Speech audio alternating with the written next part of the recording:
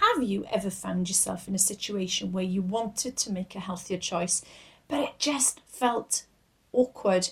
Maybe you were at a family get together and somebody offered you a slice of homemade cake, or you were out with friends and felt the pressure to join in, even when you knew it might not be the best for your blood sugar or your weight. Well, you're not alone. In fact, these moments are some of the most common challenges I hear about from people living with diabetes, pre-diabetes, or those on a diet. And let's be honest, it's really about willpower or not knowing what to eat. Most of the time, it's about something much deeper, the desire to keep the peace, to show appreciation, or simply to feel included. Food is woven into the fabric of our lives. It's how we celebrate, how we comfort each other, and how we connect.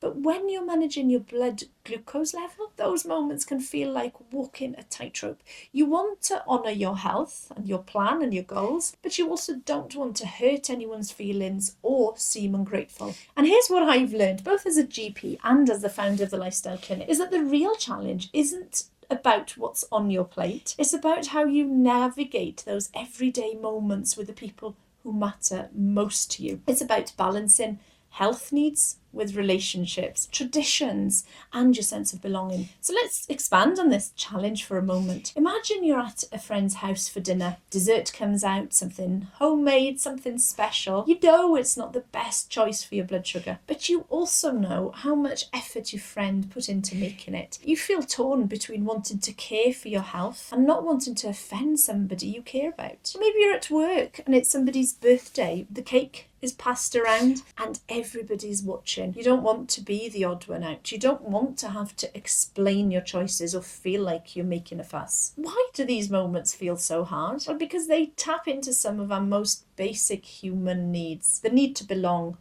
the need to be liked and accepted, and the need to avoid conflict or disappointment. And sometimes, even when you know exactly what you should do for your health, those needs can feel even stronger. And that's not a failure of willpower or knowledge. It is just being human. But here's the thing, if we don't talk about these challenges, we can't actually find solutions that actually work in real life. And we end up stuck in a cycle of guilt and frustration, promising ourselves we'll do better next time, but not really sure how. So let's talk about what's really going on. When somebody offers you food, it's really just about the food. It's about love, tradition, and the rituals that bring us together. It's about wanting to be part of the group. And sometimes it's about the fear of standing out or being seen as difficult or ungrateful. And these moments can trigger three primal fears. The first is the fear of rejection, worrying that saying no might make you less likable or cause tension. The second is the fear of being a burden. You don't want to make things awkward or put others out. And the third is the fear of missing out. You want to be part of the moment, to share in the experience. But what nobody tells you when you're diagnosed with diabetes is that managing your blood glucose is about so much more than just food. It is about communication. It's about boundaries. It's about self-advocacy. And these skills we aren't taught in school. We're not taught in healthcare settings, but they're so essential for long-term health. So what can you do?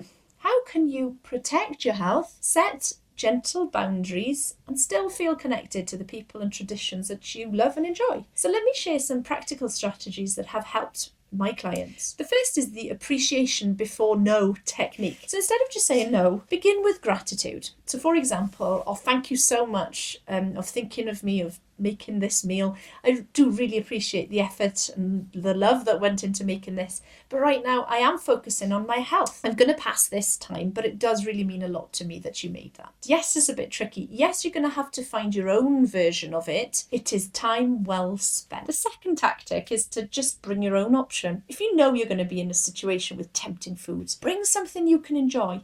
Offer to contribute a dish or suggest an activity that doesn't revolve around food. Third, share your why. Sometimes explain your reasons in an honest way is the best way. So for example, I'm working really hard to manage my blood glucose because I want to feel my best and stay healthy for years to come. And your support really does help. The fourth is to practice that script. It's okay to rehearse what you'll say ahead of time. The more you practice, the easier and more natural it will become. It does take practice sometimes. The fifth is to suggest alternatives.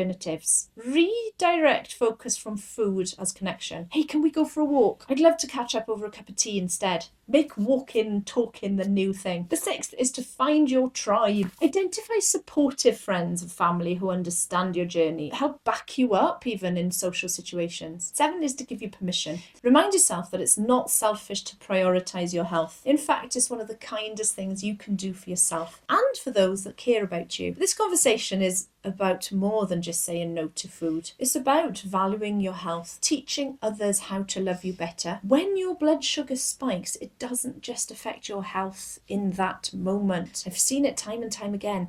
It can create a cascade of effects: fatigue, mood swings, brain fog, that last for hours and days. So when you're saying no to that cake, you're actually saying yes to stable energy, better mood, clearer thinking, and long-term health. And here's something I want you to really hear. Every time you advocate for your health needs, you're not just helping yourself, you're showing others that it's okay to have boundaries. You're teaching people how to support you. You're creating a ripple effect of health consciousness, and you're building stronger, more authentic relationships. And if you're worried about upsetting somebody, remember, the people who truly care about you want you to be healthy and happy. Sometimes it just takes them a little time to understand what support really looks like. So let's get practical. Before your next social gathering, plan what you're going to say, and if somebody then offers you something, you know what to do. Decide on a phrase that feels natural to you and practice it out loud. And if you do slip up or feel pressured into eating something, be kind to yourself. It is a skill, and like any skill, it takes practice. So I want to inspire you today to try one small thing differently next time. Speak your truth gently but clearly. Notice how it feels. Notice the relief, pride, or maybe even the respect you gain from others. And it will feel uncomfortable at